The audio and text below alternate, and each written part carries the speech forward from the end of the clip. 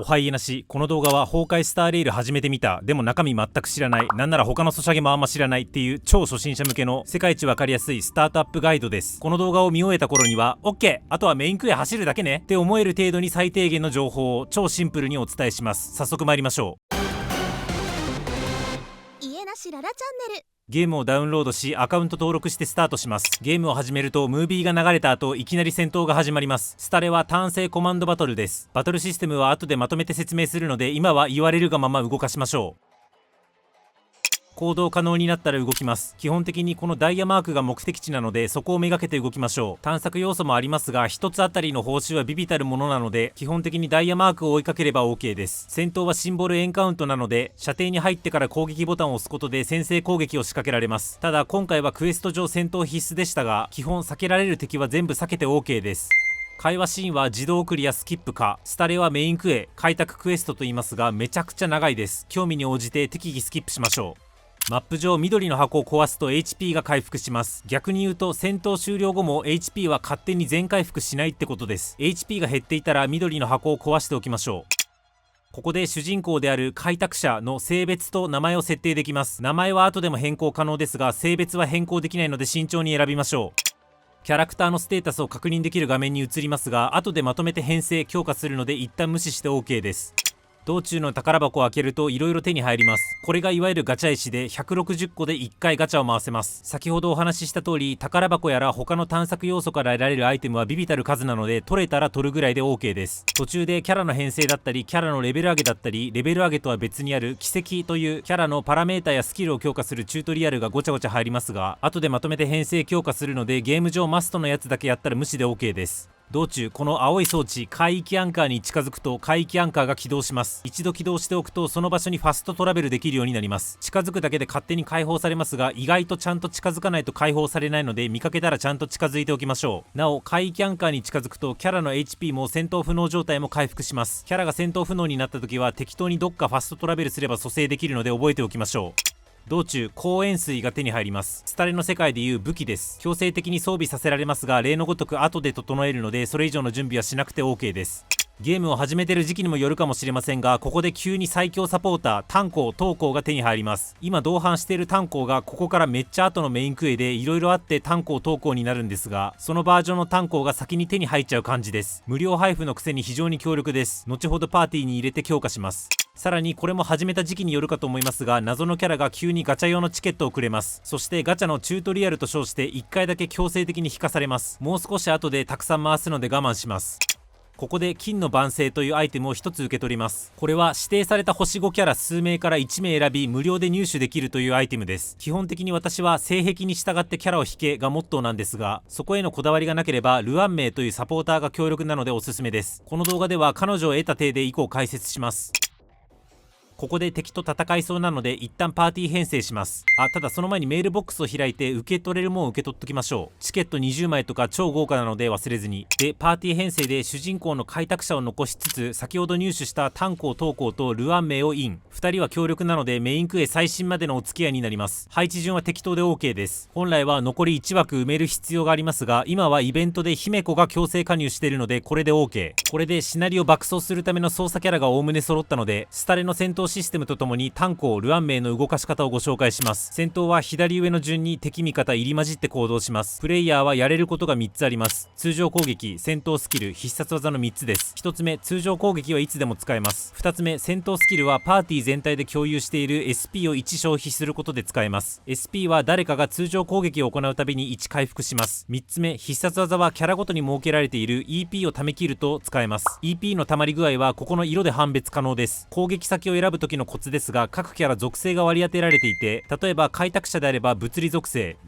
は白いアイコンで表されています。で敵の上にもアイコンがあってこれがいわゆる弱点属性。この弱点属性に対応する攻撃をすると単に赤いゲージ HP を削るだけでなく白いゲージ人生を大きく削ることができます。赤い HP さえ削っちゃえば勝ちなんですが白い人生を削り切ると HP も削ったり相手の行動が遅れたりその他色々ボーナスがあるので狙えそうなら積極的に弱点属性をつき人生も削りましょう。で炭鉱投鉱の使い方ですが、とりあえず戦闘が始まったら1回戦闘スキルを使っておきましょう。指定先はアタッカーのキャラを指定します。そうすると指定したキャラに攻撃力アップバフをつけてくれるとともに、全体にバリアを張ってくれます。バリアは HP の代わりにダメージを引き受けてくれるので、これがあるだけで戦線が大きく安定します。このバリアがパーティー全体にある程度張られていれば通常攻撃をし、バリアが薄ければ戦闘スキルを使ってバリアを張り直すようにしましょう。続いてルアン名の使い方ですが、炭鉱と同じくとりあえず戦闘始まったら1回戦闘スキルを使います。よだめなどが上がる全体バフをばらまいてくれます。効果時間は3ターンです。ルアン名のここの点灯がなくなったらバフの効果が切れてるので、再び戦闘スキルを使うことでバフをかけ直し、バフが効いてる間はおとなしく通常攻撃しましょう。というわけで炭鉱、ルアン名ともに戦闘開始時に1回ずつ戦闘スキルを使う。つまり SP を2使う都合上、他のキャラは最初は SP を貯めるために通常攻撃から入るのが無難です。そしてチュートリアルでもありましたが、必殺技は EP が溜まり次第ボタンを押すことで、敵のターンだろうが他の味方のターンだろうが割り込んでいつでも発動可能です。基本的には全キャラ、炭鉱、ルアン名含め溜まりきったらすぐ使っちゃいましょう。戦闘についてはこれだけ覚えておけば最新パッチまでいけちゃうはずです。戦闘中プレイヤースキルがあんまいらないのは単性コマンドバトルのスタレならでは。一方で事前準備を怠ると全く勝てなくなるのもスタレなので、後ほど各キャラ強化します。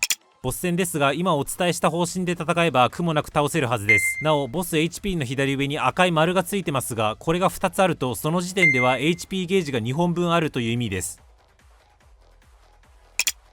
ここで姫子が離脱しますが無視で OK です。ここでウィークリーのローグライクコンテンツ模擬宇宙を強制的にやらされることになります。ここでオートバトルが解禁されます。いい感じに動かしてくれるので、基本的に雑魚戦はオートバトルでやりましょう。模擬宇宙では祝福という強化パーツを徐々に集めながら奥へ進めていきますが、現時点ではどれ集めてもいいです。なお模擬宇宙は開拓クエスト進める上では必須ではないので、一旦スルーして大丈夫です。道中行動用紙という任意ミッションが解放されますが、そんなめっちゃ美味しいわけじゃないからあんま頑張ってやろうとしなくて OK です。自然とミッション達成してたやつだけ報酬受け取っときましょう。道中請求列車の車掌パムから現在の開拓レベルに応じてアイテムがもらえます。開拓レベルというのはキャラごとのレベルとは別に設けられている陣営全体のレベルのことです。クエストをこなすことなどで貯まるマイレージというポイントを貯めると開拓レベルを上げられます。この時点でおそらくレベル8ぐらいにはなってると思うので、もらえるもんもらっときましょう。この報酬結構美味しいので、今後もレベルが上がり次第たまにパムに会いに行きましょう。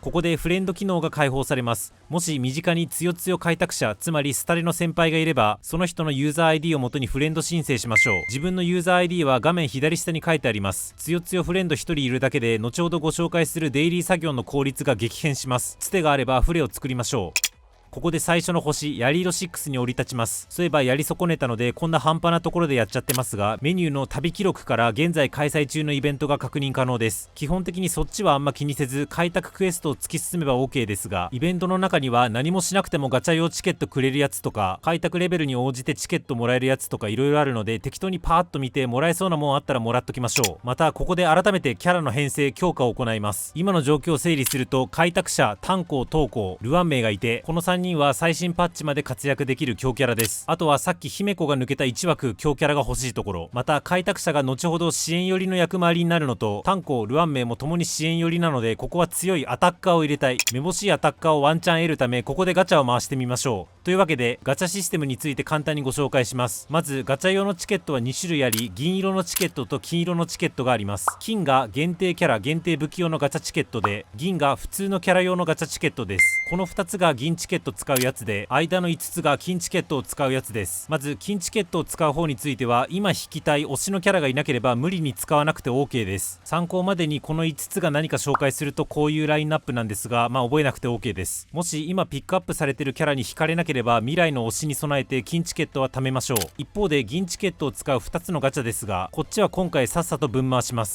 これは何かというと、両方とも中身は同じで、ある星5のキャラたちを引くためのガチャです。金チケットで回すやつと違い、引ける星5キャラは時期によらず不変です。なので貯めたところで意味ないので、銀チケットはさっさと使っちゃいましょう。初回のみ最初に星5のキャラを引けるまで 20% レートよくガチャ回せるので、まずは一番上のガチャに今手持ちの銀チケットを全通しましょう。ヘルタと入れ替えても良いアタッカーキャラは姫子、ベルト、クラーラの3人です。50回回すと確定で星5キャラが手に入り、それより前でも出てくる可能性はあるんですが、今回は引けず。というわけでしぶしぶ手持ちのキャラからアタッカーキャラを編成します。じゃあ誰がアタッカーやねんっていうと、ざっくり見分ける方法あり。各キャラにはさっきご紹介した物理や燃焼といった属性が割り振られてますが、それに加えて一つずつ運命というクラスみたいなものが割り振られてます。この運命のうち壊滅、遵守、知恵あたりが分かりやすくアタッカータイプなので、手持ちから1人育成対象を決めましょう。今持ってるであろう手持ちの中からだとヘルタが一番マシなので、ヘルタを編成するのがおすすめです。この動画では単行普通の方を編成しちゃってますが、ヘルタにしましょう。時期によっては星5の無料配布があったり、あるいはそれがなくともシナリオを進める中で銀チケットは何かと手に入ったりするので、いいキャラが迎え入れられたらヘルタを外してそのキャラ使いましょう。編成するキャラが決まったらそのキャラを強化していきます。まず全キャラレベルを上限の20まで上げましょう。上げるときはここの自動選択ボタンに任せて OK です。使っちゃいけない素材とかないので気にせず使っちゃいましょう。続いて光塩水を適当に装備します。光塩水にも運命が設定されており、キャラの運命と一致するとボーナスを得られます。運命が一致する光塩水の中から最高レアリティのやつを装備しておけば OK です。続いて奇跡。とりあえず今上げられるやつは全部上げておきましょう。途中ワイルドカードっぽいアイテムを変えちゃってもいいですかって聞かれたりしますが、変えちゃって OK です。とにかくアイテムは惜しまず使いまくりましょう。これだけでもだいぶ強くなるはずです。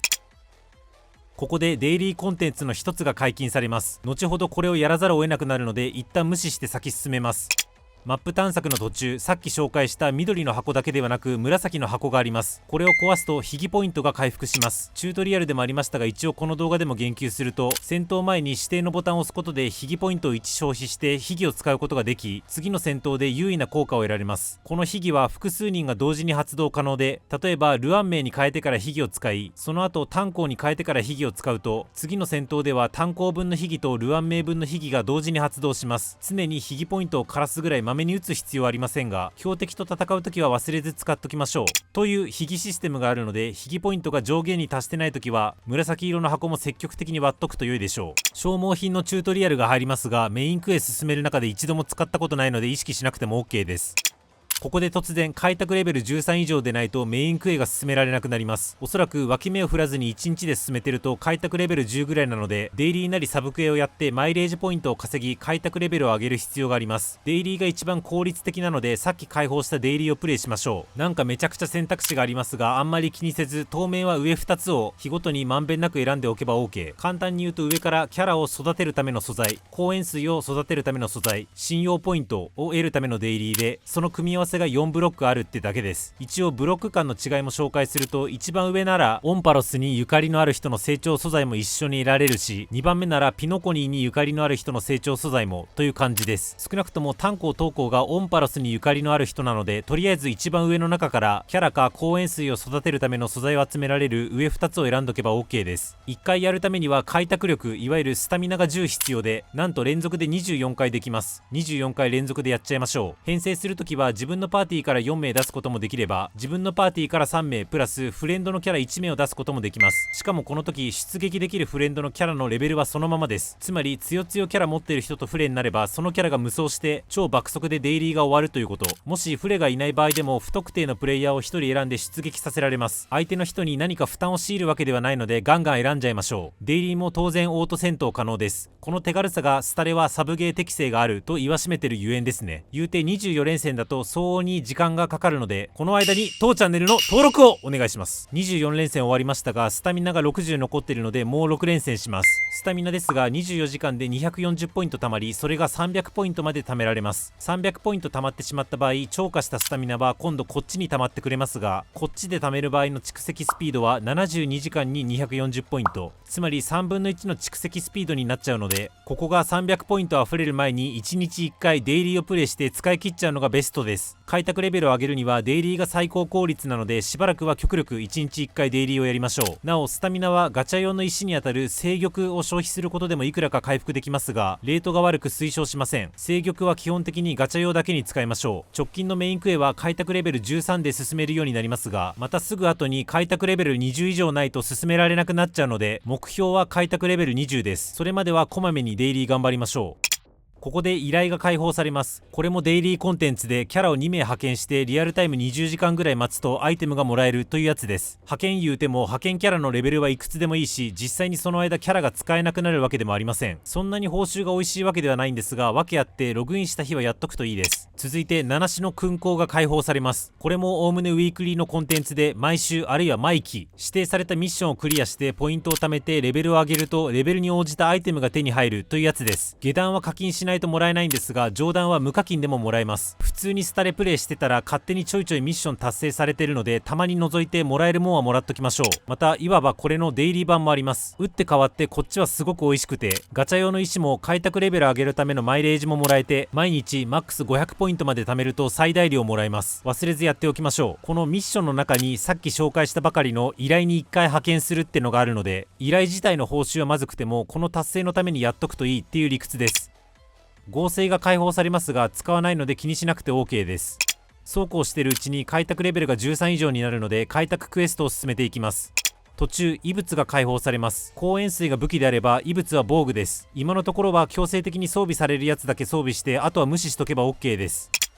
ここで再び開拓クエストを進めるのに条件が発生します。均衡レベル1が必要とのこと。開拓レベルとは別に均衡レベルというものがあり、現在の均衡レベルは0で、開拓レベルが20になった時にある試験に合格すると均衡レベルが1になります。ということは結局まず開拓レベルが20必要ということです。というわけでデイリーをこなしてレベル上げしましょう。ちなみに開拓レベルが15以上になるとキャラのレベルを30まで上げられるようになります。具体的にはレベル20の状態でアイテムを使って昇格という作業を行い、その後レベルを20から30に上げます。レベル20から昇格を行うとここにびっくりマークがつくのでクリックするとキャラレベル20を迎えたキャラ1人につきガチャ用の銀チケット1枚手に入れられます。忘れず入手しておきましょう。道中集めた銀チケットを使ってちまちまガチャを回していたら星5キャラが出てきましたが、彼はアタッカーキャラではないので不採用。残念。デイリー頑張って開拓レベルが20になったら均衡の試練1というクエストが発生するので受注します。この試練での戦闘が超初心者にとって最大の難関なのでちゃんと準備します。具体的にはキャラのレベルを30にする、光塩水のレベルを極力30近くまで上げる、奇跡でレベル上げられるやつは全部上げておく、異物を装備できるやつは全部装備しておく、そして開拓者のみ聖魂画面から手持ちのアイテムを使って強化、いわゆる突ができるため強化しておく。ここまでちゃんと準備すれば OK です。試練ではシンボルエンカウント形式で2体の敵と戦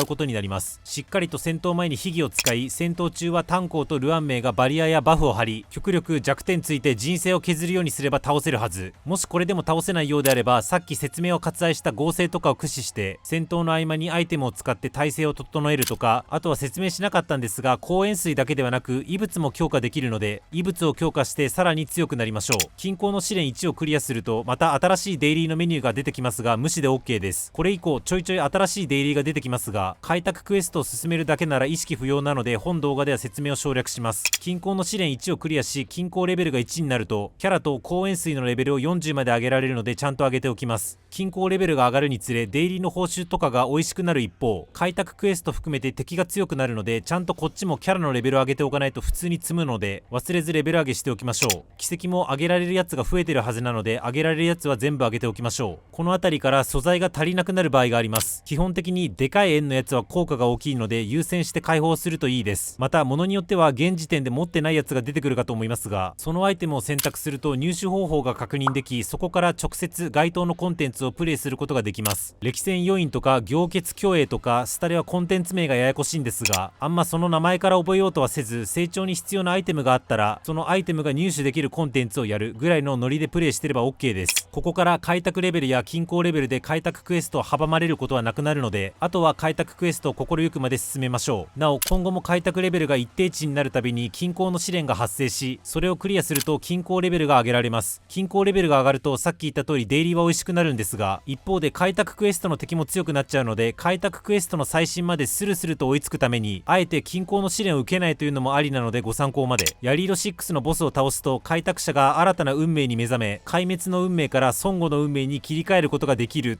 と思ったらなんか調和と記憶の運命にも切り替えられちゃいます。実はこの先のシナリオで開拓者が調和や記憶の運命にも目覚めることになるんですが、ここで先取りで切り替えられちゃいます。で、後期に実装された運命の方が基本強いので、ここでは記憶の運命に切り替えてしまいましょう。謎の生物ミュリオンが同伴しますが気にしない。この記憶運命の開拓者の使い方だけ少し補足すると、戦闘開始時にまず戦闘スキルを使ってミュリオンを召喚します。以降は開拓者はずっと通常攻撃で OK です。ミュリオンが自分で勝手に色々やってくれます。この記憶開拓者、炭鉱、東鉱、ルアン名の3名は強いので開拓クエストの最新まで走れるはずです。ただ繰り返しますが、残り1名のアタッカーが弱いので、今後プレイしガチャ回す中で、あるいは配布イベントを迎える中で強いアタッカーを入手したらヘルタ外して乗り換えちゃいましょう。ヤリーロ6ボスクリア後少し進めてるとオーナメントが解放されます。光塩水が武器で異物が防具ならオーナメントはいわばアクセサリーです。とりあえずあるもの装備しておけば OK です。これでヤリーロ6はクリアで、ここまで来ればあとはもう開拓クエスト突っ走れば OK。心ゆくまでスタレの重厚なシナリオをお楽しみください。最後に超さまつなワンポイントアドバイスを2つだけ。1つ目、月1回金チケ5枚交換しとけ。ショップ、交換ショップ、エンバー交換から毎月5枚だけ金チケットを交換できます。交換には金チケ1枚あたり燃えさしのエンバーが90必要です。これはガチャ回してると勝手に貯まるアイテムで、おそらく無課金でもちまちまガチャ回してればエンバーが月450は貯まると思うので、毎月1回5枚交換しておきましょう。1つ目のアドバイスは以上です。